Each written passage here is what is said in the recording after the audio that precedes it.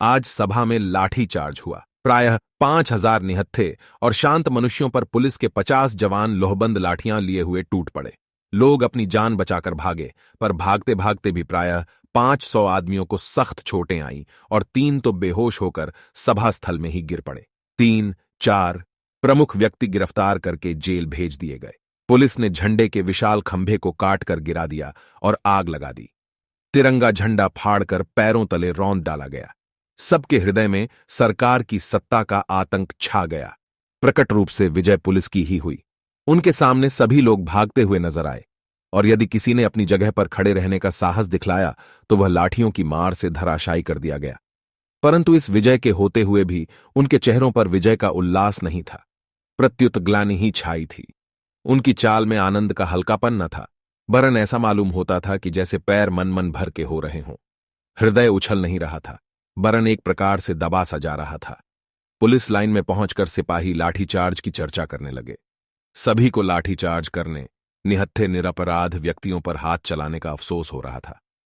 राम खिलावन ने अपनी कोठरी में जाकर अंदर से दरवाजा लगा लिया और लाठी को चूल्हे में जला दी। उसकी लाठी के वार से एक सुकुमार बालक की खोपड़ी फट गई थी। उसने मन में कहा, बेचारे निहत्थे और निरपराधों को कुत्तों की तरह लाठी से मारना, राम राम यह हत्या। किसके लिए? पेट के लिए। इस पापी पेट का तो जानवर भी भर लेता है। फिर हम आदमी होकर इतना पाप क्यों करें? इस 20 रुपल्ली के लिए यह कसाईपन न, अब तो यह न हो सकेगा। जिस परमात्मा ने पेट दिया है वह अन्न भी देगा। लानत है ऐसी नौकरी पर। और दूसरे दिन नौकरी से इस्तीफा देकर अपने देश को चला गया। थानेदार बरकतुल्ला लाठी चार्ज के समय चिल्ला चिल्लाकर हुक्म दे रहे थे, मारो सालों को, आए हैं स्वराज लेने, लगे खूब कस कस के। परंतु अपने क्वार्टर्स में पहुंचते पहुंचते उनका जोश ठंडा पड़ गया। वे जबान के खराब अवश्य थे, पर हृदय के उतने खराब न थे। दरवाजे के अंदर पैर रखते ही उनकी बीवी ने कहा, देखो तो यह गफूर कैसा फूट फूट कर रो रहा है। क्या किया है आज तुमने? बार बार पूछने पर भी यही कहता है कि अब्बा ने गोपू को जान से मार डाला है। मेरी तो समझ में ही नहीं आता कि क्या हुआ। सुनते ही थानेदार साहब सर थाम कर बैठ गए। गोपाल बहुत सीधा और प्रेमी लड़का था। थानेदार का लड़का और गोपाल एक ही कक्षा में पढ़ते थे और दोनों में खूब दोस्ती थी। थानेदार और उनकी बीवी दोनों ही गोपाल को अपने लड़के की ही तरह प्यार करते थे। थानेदार को बड़ा अफसोस हुआ। बोले, आग लगे ऐसी नौकरी में। गिरानी का जमाना है, वरना मैं तो इस्तीफा देकर चल देता। पर करें तो क्या करें? घर में बीवी बच्चे हैं, बूढ़ी मां है, इनका निर्वाह कैसे हो? नौकरी बुरी जरूर है, पर पेट का सवाल उससे भी बुरा है। आज 60 माहवार मिलते हैं, नौकरी छोड़ने पर कोई 20 रुपल्ली को भी न पूछेगा। पापी पेट के लिए नौकरी तो करनी ही पड़ेगी। पर हां, इस हाय हत्या से बचने का एक उपाय है। 3 महीने की मेरी छुट्टी बाकी है। 3 महीने बहुत होते हैं, तब तक यह तूफान निकल ही जाएगा। यह सोचकर उसने छुट्टी की दरख्वास्त दूसरे ही दिन दे दी। उधर कोतवाल बख्तावर सिंह का बुरा हाल था। मारे रंज के उनका सिर दुखने लगा था। बख्तावर सिंह राजपूत थे। उन्होंने टॉड का राजस्थान पढ़ा था। राजपूतों की वीरता की फड़काने वाली कहानियां उन्हें याद थीं। चित्तौड़ के जौहर, जयमल और फत्ता के आत्म बलिदान और राणा प्रताप की बहादुरी के चित्र उनके दिमाग में रह रह के चमक उठते थे। सोचते थे कि मैं समस्त राजपूत जाति की वीरता का वारिस हूं। उनका सदियों का इकट्ठा किया हुआ गौरव मुझे प्राप्त है। मेरे पूर्वजों ने कभी निहत्थों पर शस्त्र नहीं चलाए, किंतु मैंने आज यह क्या कर डाला? ऐसे मारने से तो मर जाना अच्छा, पर पापी पेट जो न करावे सो थोड़ा। इसी संकल्प विकल्प में पड़कर उन्होंने रात को भोजन भी नहीं किया। आखिर भोजन करते भी तो कैसे? उस घायल बच्चे का रक्त रंजित कोमल शरीर, उसकी सकरुण चीत्कार और उसकी हृदय को पिघला देने वाली बेधक दृष्टि का चित्र उनकी आंखों के सामने रह रहकर खींच जाता था। उसकी याद उनके हृदय को टुकड़े टुकड़े किए डालती थी। इस प्रकार दुखते हुए हृदय को दबाकर वे कब सो गए, कौन जाने। सवेरे उठने पर उन्हें याद आई कि कल ही जो उन्हें तनख्वाह के 300 रुपये मिले थे, उसे वे कोट की जेब में ही रखकर सो गए थे। कहीं किसी ने निकाल न लिए हों, इस ख्याल से झटपट उन्होंने कोट की जेब में हाथ डाला और नोट निकालकर गिनने लगे। एक एक करके गिने। 100-100 के 3 नोट थे। उन पर सम्राट की तस्वीर बनी थी और गवर्नमेंट की तरफ से किसी के हस्ताक्षर पर यह लिखा था कि मैं मांगते ही 100 रुपया देने का वायदा करता हूं। रुक्का इंदुल तलब प्रॉमिसरी नोट मांगते ही 100 रुपये। इसी प्रकार 1, 2, 3, एक ही महीने में 300, एक वर्ष में 3600, 3600, 30 वर्ष में 1,08,000 हर साल तरक्की मिलेगी, फिर 30 साल के बाद पेंशन और ऊपर से। इसी उधेड़-बुन में थे कि इतने ही में टेलीफोन की घंटी बजी। वह चट से टेलीफोन के पास गए, बोले, हल्लो। उधर से आवाज आई, डी से SRPs, और आप कौन हैं? इन्होंने कहा। शहर कोतवाल का अधिकार पूर्ण शब्द उनके कानों में गूंज गया। उधर से फिर आवाज आई, अच्छा तो कोतवाल साहब, आज 11 बजे जेल के भीतर कल के गिरफ्तार शुदा कैदियों का मुकदमा होगा, उसमें आपकी गवाही होगी। आप ठीक 11 बजे जेल पर पहुंच जाइए। कोतवाल साहब ने कहा, बहुत अच्छा। अब कोतवाल साहब अपने दफ्तर के काम में लग गए। ऑफिस में पहुंचते ही उनका रोज की ही तरह कुड़कुड़ाना शुरू हो गया। कोतवाली में काम बहुत रहता है, बड़ा शहर है, दिन भर काम करते करते पिसे जाते हैं। एड्डी छोटी का पसीना एक हो जाता है, खाने तक की फुर्सत नहीं मिलती। 24 घंटे गुलामी बजानी पड़ती है, तब कहीं 300 रुपल्ली मिलते हैं। 300 में होता ही क्या है, आजकल तो 500 से कम में कोई इज्जतदार आदमी रह ही नहीं सकता। इसी के लिए झूठ, सच, अन्याय, अत्याचार क्या क्या नहीं करना पड़ता है। पर उपाय भी तो कुछ नहीं है। इस 6 फीट के शरीर को कायम रखने के लिए पेट में तो कुछ झोंकना ही पड़ेगा। क्या ही अच्छा होता यदि भगवान पेट न बनाता। इन्हीं विचारों में समय हो गया और कोतवाल साहब ठीक 11 बजे गवाही देने के लिए जेल को चल दिए।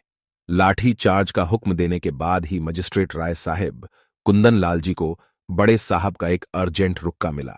साहब ने उन्हें फौरन बंगले पर बुलाया था। इधर लाठी चार्ज हो ही रहा था कि उधर वे मोटर पर सवार हो बड़े साहब के बंगले पहुंचे।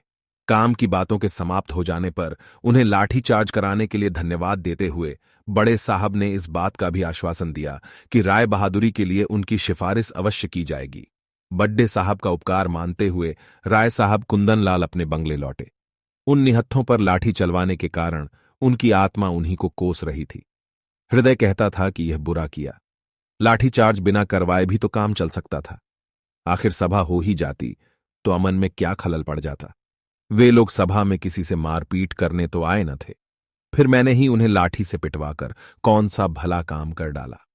किंतु दिमाग ने उसी समय रोककर कहा, यहां भले बुरे का सवाल नहीं है, तुमने तो अपना कर्तव्य पालन किया है। स्वयं भगवान कृष्ण ने कर्तव्य के लिए निकट संबंधियों तक को मारने का उपदेश अर्जुन को दिया था। फिर तुम्हारा कर्तव्य क्या है? अपने अफसर की आज्ञा का पालन करना। आतंक जमाने के लिए लाठीचार्ज कराने का तुम्हें हुक्म था। तुम सरकार का नमक खाते हो, उसकी आज्ञा का उल्लंघन नहीं कर सकते। आज्ञा मिलने पर उचित अनुचित का विचार करने की जरूरत ही नहीं। स्वयं धर्मनीति के झांता पितामह भीष्म ने दुर्योधन का नमक खाने के ही कारण अर्जुन का पक्ष सत्य होते हुए भी दुर्योधन का ही साथ दिया था। इसी प्रकार तुम्हें भी अपना कर्तव्य करना चाहिए, नतीजा बुरा हो चाहे भला। पर फिर उनके हृदय ने काटा। न जाने कितने निरपराधियों के सिर फूटे होंगे। दिमाग ने कहा, फूटने दो।